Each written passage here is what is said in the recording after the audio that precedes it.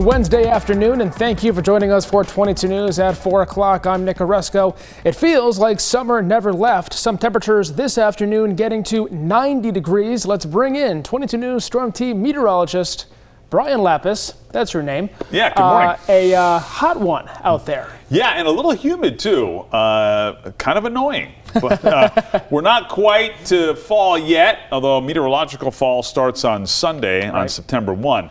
But yeah, 90 degrees in a few spots. The good news here is that if you're not a big fan of this warm weather, we cool down in a big way here tomorrow. Let's take a look at traffic right now, shall we? And we got pretty much smooth sailing. I-91 looking fine. The Mass Pike west of the Connecticut River is in good shape. There is a little slowdown here westbound on the Pike in Palmer, but otherwise traffic is looking good. Let's go to the numbers now, shall we, and show you our temperatures up and down the valley. There's the 90-degree heat in Westfield, 92 now at our sensor in Greenfield, 85 Northampton, and close to 90 in Springfield, 89, 84 in Orange, and we're in the low 80s, low to mid 80s in the Berkshires. We did have a couple of isolated, mainly light showers, and there still is that chance through about 5, 6 o'clock this evening. But most of us are not going to see a drop of rain here as we head into the evening hours. And in fact, we've got a pretty decent run of dry weather through the end of the work week. We'll update with our 22 News Storm Team Skycast in just a couple of minutes. All right, Brian, thank you. Now turning to our top stories at 4 o'clock. We're talking about the Birchmore case and the latest with that. We have an update now in the Sandra Birchmore case out of the part of eastern Massachusetts. Today, a former Stoughton police detective was charged with her death and then staging her apartment to make it appear she had committed suicide. Matthew Farwell is accused of having a sexual relationship with Birchmore beginning when she was underage. According to the indictment, Farwell strangled Birchmore to death inside her Canton apartment in 2021 and then staged her home to make it look like a suicide. Birchmore was 3 months pregnant at the time. We'll take a closer look at the indictment from the press conference on 22 News at 5 o'clock.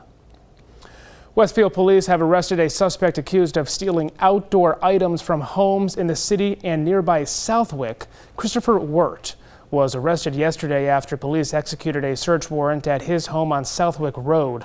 According to police, officers recovered stolen items from several reported and unreported larcenies in Westfield. Wirt allegedly stole a variety of lawn furniture, ornaments, and sports equipment. If you've had items stolen from your lawn recently, you're asked to call Westfield Police. Residents of the West Street Village mobile home community in Ludlow gathered in front of the housing court in Springfield today, increasing support in their appeal of lot fee increases at their park. The rally comes after the community's new owner proposed raising monthly rent from $207 to $503. That's a 150% increase, and that makes the community unaffordable for many residents. Despite their increase in rent, the new owner has only made cosmetic updates and used these fixes to justify the lot fee increase to the Ludlow Rent Control Board.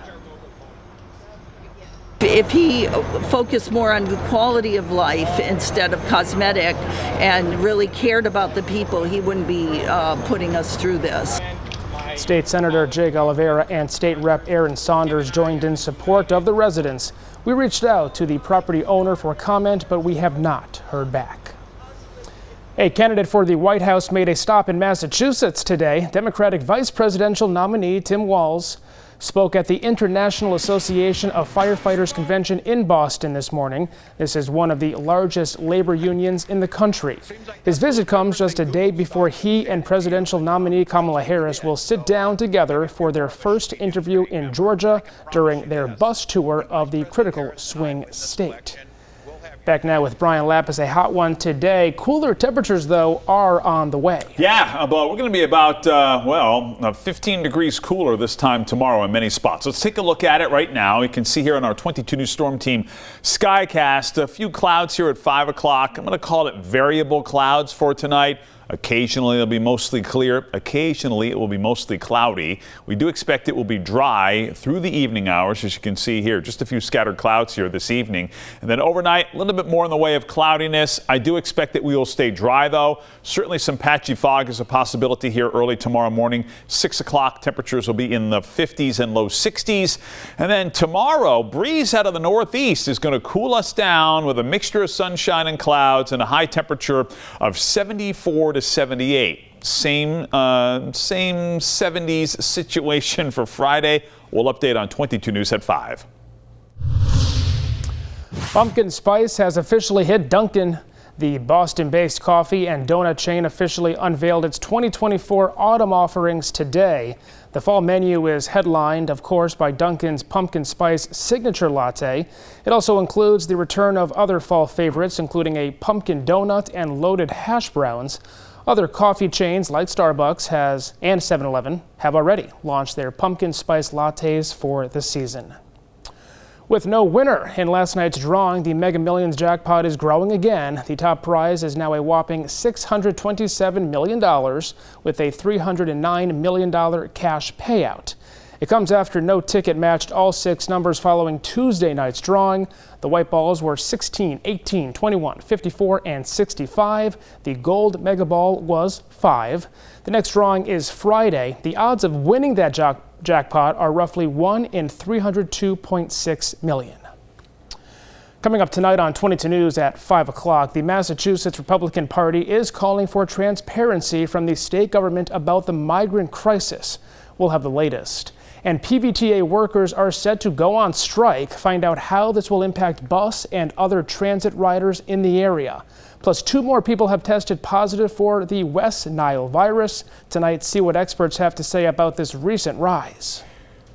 Quick look at traffic. I-91 is moving smoothly both north and southbound. We do have a slight slowdown here, Palmer on the Pike westbound, and there's a little bit of slower traffic westbound in Worcester County as well. Otherwise, traffic moving fine and a dry evening for you. We'll track it with our 22 News Storm Team forecast on 22 News at 5.